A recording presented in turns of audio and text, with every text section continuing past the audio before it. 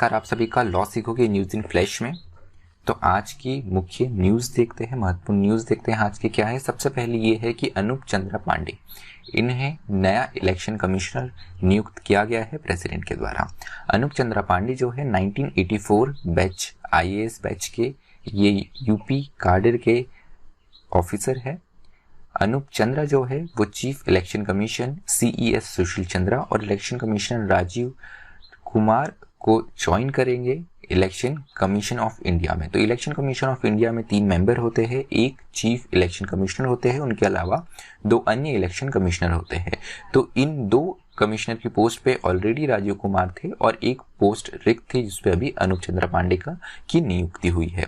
तो यहाँ पर अगर हम देखें तो इलेक्शन कमिश्नर जो रहते हैं, चुनाव आयुक्त जो रहते हैं, इनकी जो अवधि रहती है ये 6 वर्षों की रहती है या 65 वर्ष की आयु तक रहती है। इलेक्शन कमीशन भारत की एक ऑटोनॉमस कॉन्स्टिट्यूशनल अथॉरिटी है जो कि स्टेट और यूनियन के इलेक्शंस कंडक्ट करवाने के लिए रिस्पॉन्सिबल होती है।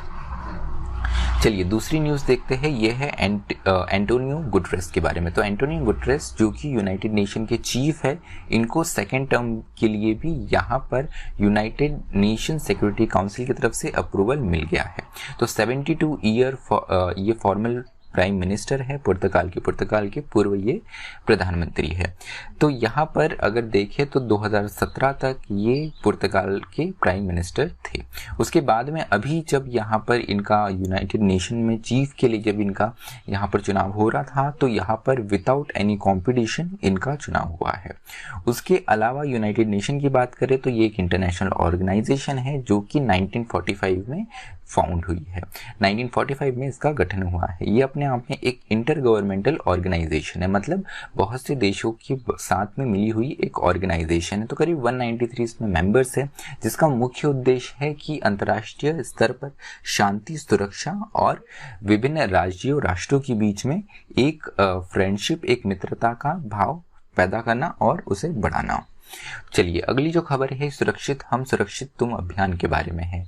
पिरामल फाउंडेशन और नीति आयोग ने साथ में यहाँ पर कोविड-19 होम केयर के लिए 20 लाख सिटीजन जो तो रूरल एरिया में, ग्रामीण भागों में रहते हैं, उनके लिए कार्यक्रम शुरू करा है जिसका नाम है सुरक्षित हम सुरक्षित तुम अभियान।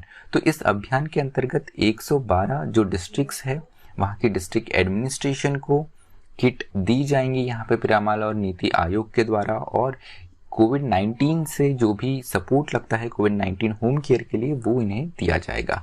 तो मोस्ट ऑफ द ये जो डिस्ट्रिक्ट्स है ये झारखंड, छत्तीसगढ़, ओडिशा और महाराष्ट्र में आते हैं।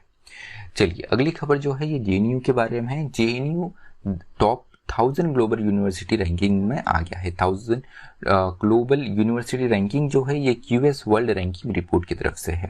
तो यहाँ पर जैसे ही अंडर ग्रेजुएट इंजीनियरिंग प्रोग्राम आया उसके बाद JNU जो है ये एलिजिबल हो गया इस रेटिंग के लिए। और यहाँ पर अगर देखें तो JNU के अलावा और 22 इंडियन इंस्टीट्यूशन हैं। पिछले बस 21 इंस्टीट्यूशन से अब ये 22 हो गए हैं JNU मिला के। तो इनमें अगर हम देखें तो IIT बॉम्बे सबसे टॉप पर आता है, उसके बाद में IIT Delhi, Indian institute of science, IIT Madras, Kanpur, Kharagpur, Guwahati, Roorkee, university of Delhi, JNU, IIT Hyderabad, Pune university, Jadavpur university, university of Hyderabad और IIT भुवनेश्वर। ये वो यूनिवर्सिटीज है भारत की जो कि QS वर्ल्ड रैंकिंग में टॉप 1000 में आते हैं। तो ये जो QS रैंकिंग है ये एक ब्रिटिश कंपनी है जो कि हायर एजुकेशन का एनालिसिस करती है, उनके इंस्टीट्यूशंस की परफॉर्मेंस के बारे में एनालिसिस करती है अराउंड द वर्ल्ड। चलिए जो अंतिम न्यूज़ है आज की ये है लद्दाख के संबंध में। अब लद्दाख में जितनी भी गवर्नमेंट जॉब्स रहेंगी ये लद्दाख के जो मूल निवासी हैं उनके लिए ही रिजर्व रहेंगी, उन्हीं के लिए आरक्षित रहेंगी। तो union territory of Ladakh employment subordinate service recruitment rule 2021 के क्लॉज 11 के अंतर्गत ये नए रूल्स लाए गए हैं। ये एक बहुत ही लंबी डिमांड थी। अगस्त 5 जब लद्दाख एक यूनियन टेरिटरी बना जम्मू एंड कश्मीर से अलग होके, उसके बाद से ही एक ये डिमांड चल रही थी कि यहाँ के लोकल रेसिडेंट के लिए गवर्नमेंट जॉब में 100% रिजर्वेशन होना चाहिए। तो चलिए आज का जो हमारा न्यूज़ इन फ्लैश है, महत्वपूर्ण समाचार है, वो ये समाप्त होते हैं। Thank you, stay tuned to Law सीखो।